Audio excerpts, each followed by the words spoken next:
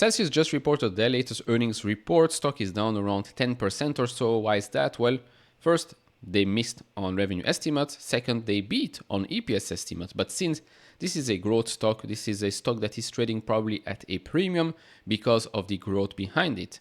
Now, just because they missed on revenue estimates doesn't mean that they stopped growing. No, the growth rates are quite incredible, margin expansion as well, but there were some issues during that quarter. Now, if it's just a one-time thing, then it's a nothing burger, it's a buy the dip opportunity. If it's something that will reoccur in the coming quarters, then maybe we will see a correction in the stock. Now, currently, as you can see, like I said, it's down around 10-11% or so. It was down actually 15% when the report came out. Yes, if you purely look at PE and nothing else, forward PE 71 times, not the cheapest out there, but for a company that is growing quite fast and has margin expansion, in my opinion, a premium is warranted. But of course, when you get a premium, you have to back it up. Year to date, stock was up over 40%. Now it's going to be down a little bit from that, but still quite a great performance this year. Year-over-year performance up over 120%. Now, why is that? Why is this stock going up so much? Well, if you look at the analyst estimates, they still expect this company to grow quite fast, top and bottom lines. So yes, this is one of the reasons why it gets such a high premium. With that said, we'll jump into the numbers and a couple of comments as well, plus a comment from Pepsi's earnings call, since Pepsi is quite a big deal for Celsius, and actually Celsius a big deal for Pepsi as well. If you enjoy this type of videos, leave it a thumbs up, subscribe if you have not, we really appreciate that. If you want to support me even further, do check out the link down in the description and in the pinned comment to get the top 10 best stocks to buy now, or go to fool.com/couchinvestor. Thank you very much. So let's start with the major overview. Revenue increased 37% year over year.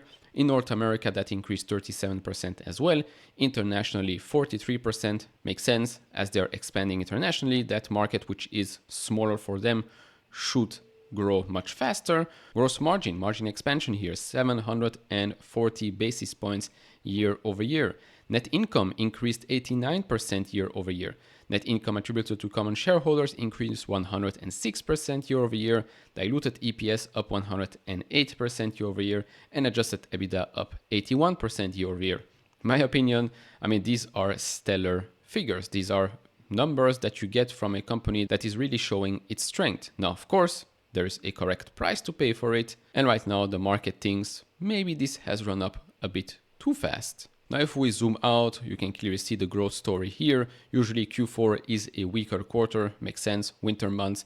Q1, you see a rebound. We see rebound this quarter as well, but not as strong as the previous one. But as we move closer and closer to the summer, usually sales are increasing more and more. Plus, now you're going to get the impact of international sales being a bigger chunk of the overall revenue. Of course, still small right now, but in the long run, expect international to be a bigger chunk.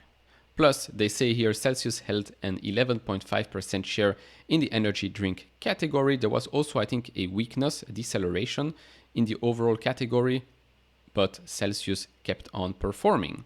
Now let's talk about the growth drivers. So Celsius sales on Amazon increased 30% in the quarter compared to the prior year period to approximately $28 million, and Celsius remained the number one energy drink brand by dollar share. With regards to case volume in food service channel, that increased 186% year over year and grew 113% quarter over quarter. Approximately 12% of Celsius total sales to PepsiCo in the first quarter was to the food service channel. With regards to international expansion, sales in Canada began in the first quarter of 2024 and continue to exceed pre-launch expectations. Celsius' share in the energy category in MULOC in Canada was 5.5% as of February 29, 2024. With regards to the other markets, so Celsius in the first quarter announced plans to expand its sales and distribution in Australia, France, Ireland, New Zealand, and United Kingdom in 2024.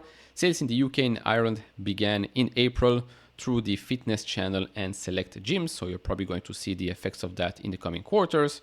Sales in Australia, France, and New Zealand are expected to begin in the fourth quarter of this year, with broadening reach through 2025. Then some more context here. So you've got revenue from customers accounting for more than 10% of total revenue. Of course, the biggest one being Pepsi.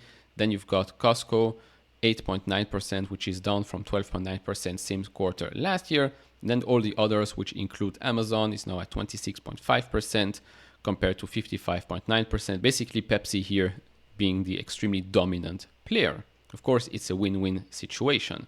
With regards to the geographies, not surprised there. North America continues to grow quite fast. It's the biggest market by far. Europe is accelerating as well. Asia Pacific, still very, very small. Now, with regards to this small miss, so they say the North American business and the company's success is sustaining consumer demand growth, delivering unique innovation and overall channel growth. That's offset in part by inventory movement within our largest distributor, where first quarter inventory days on hand declined versus the fourth quarter, resulting in an approximate $20 million impact. Ongoing inventory fluctuation may be expected in subsequent quarters because our largest distributor constitutes 62% of our total North American sales during the first quarter of 2024. And who is that? Well, that's obviously Pepsi. As for international sales, that increased 43%, driven by ongoing velocity improvements and product launches.